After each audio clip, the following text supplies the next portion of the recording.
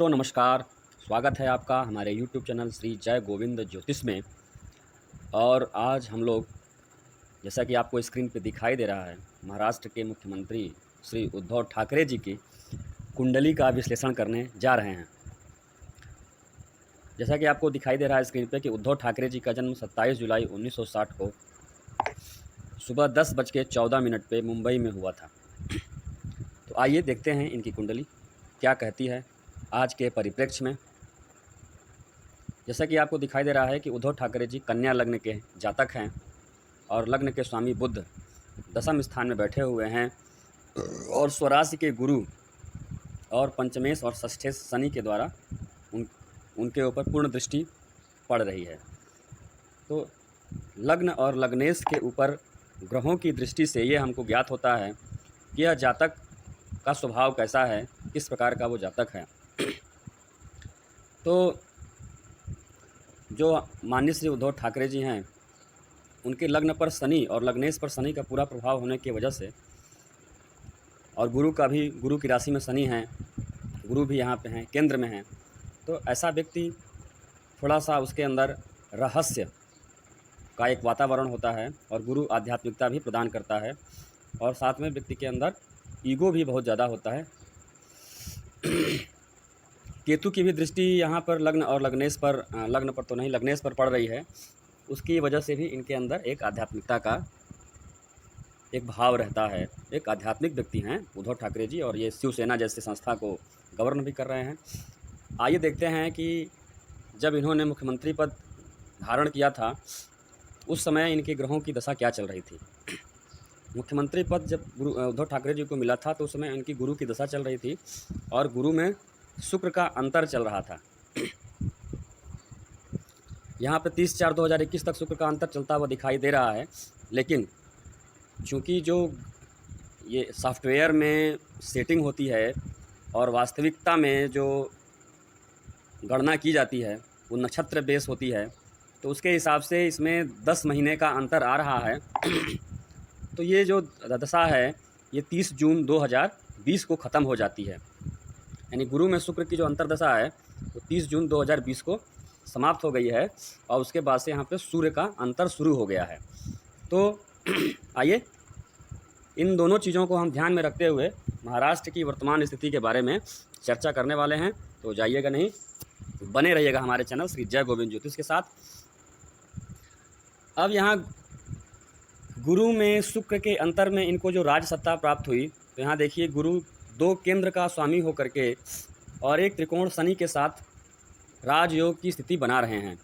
किंतु यहाँ शनि के ऊपर षष्ठेश भी यहाँ पर बैठे हुए हैं, षष्ठेश भी शनि बने हुए हैं। तो यहाँ पर राजयोग भंग का भी योग बना हुआ है, यानी कि, और इसी के साथ मंगल की दृष्टि, जो कि मंगल धर्म भाव में बैठे हुए हैं और तृतीय और अष्टम स्थान के स्वामी हैं। अष्टम स्थान गुप्त शत्रुओं का स्थान होता है। उनकी पूर्ण दृष्टि भी इनकी राजसत्ता को संकट में लाने वाला कारण बनेगा। तीसरा स्थान सहयोगियों का होता है, तो इसमें सहयोगियों के द्वारा ही इनको परेशान किया जाता रहेगा। इनको परेशानी कहीं भी बाहर से नहीं मिल रही है। जो भी परेशानी इनको प्राप्त हो रही है वो इनके महाविकास अघाड़ी जो गठबंधन इन्होंने बनाया हुआ है, उसी गठबंधन के सदस्यों के द्वारा इनको प्राप्त हो रहा है। यहाँ ये देखिए गुरु जो इनकी महादशा चल रही है, उनके ऊपर लग्नेश बुध की पूर्ण दृष्टि होने की वजह से भी यह राजसत्ता को देने वाली हुई। अब शुक्र की अंतरदशा में ही ऐसा क्यों हुआ, तो यहाँ पे देखिए शुक्र नवमेश हो करके, नवम स्थान धर्म का होता है और शुक्र एकादश स्थान में सूर्य के साथ बैठे हुए हैं। सूर्य जो कि राजसत्ता का कारक ग्रह होता है और दूसरा शुक्र यहाँ पर द्वितीय स्थान धन स्थान के भी स्वामी बने हुए हैं। तो इन सारे शुभ शुक्र के द्वारा इन सारे शुभ स्थानों का प्रतिनिधित्व होने के नाते गुरु में शुक्र की अंतरदशा में इनको सत्ता की प्राप्ति हुई और बहुत ही विपरीत परिस्थितियों में प्राप्ति हुई, क्योंकि यहाँ पे देखिए गुरु और शुक्र के बीच में षडाष्टक संबंध बना हुआ है, 6-8 का संबंध बना हुआ है। मतलब कि बहुत कठिन है, डगर पनघट की डगर पर इनकी सत्ता चल रही है। क्या क्या समझौते इनको करने पड़ रहे होंगे ये तो यही जान रहे होंगे। हमको तो यहाँ पे केवल एक संकेत मिलता हुआ दिखाई दे रहा है कि बहुत सारी समस्याएं इनके साथ चलती चली आ रही हैं।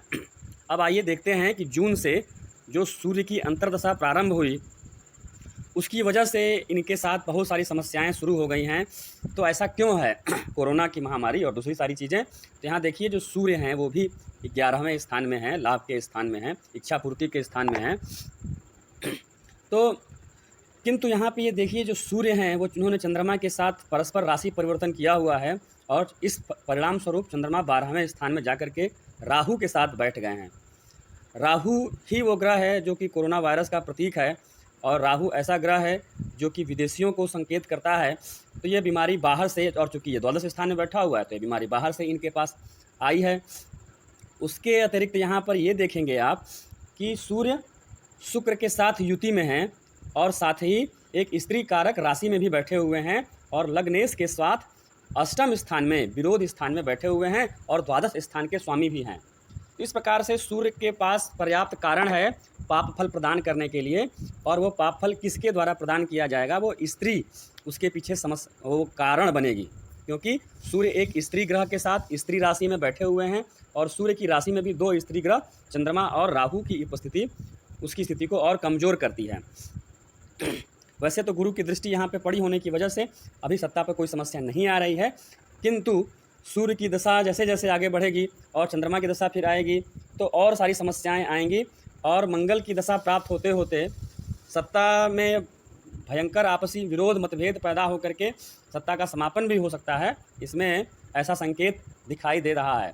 तो यहाँ पर देखते हैं कि यहाँ पे सूर्य 2 स्त्री कारक ग्रहों की उपस्थिति की वजह से कंगना रनावत, रिया चक्रवर्ती और तमाम लोगों की वजह से इनको समस्याएं होती चली आ रही हैं। तो ये था उद्धव ठाकरे जी की कुंडली का विश्लेषण। आशा है आपको ये अंक अच्छा लगा होगा और हमें अपना सहयोग करिए, कमेंट बॉक्स में कमेंट करते रहिए, लाइक, सब्सक्राइब और अच्छा लगे तो शेयर भी ज़रूर करिए।